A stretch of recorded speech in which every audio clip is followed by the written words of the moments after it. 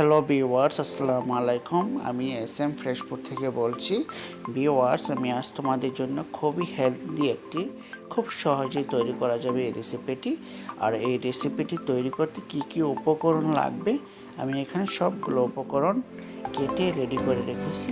আমি এখানে 300 গ্রাম ব্রকলি নিয়েছি, একটা ক্যাপসিকাম নিয়েছি এবং ছোট সাইজের 2টা আলু নিয়েছি এবং একটি বেগুন নিয়েছি।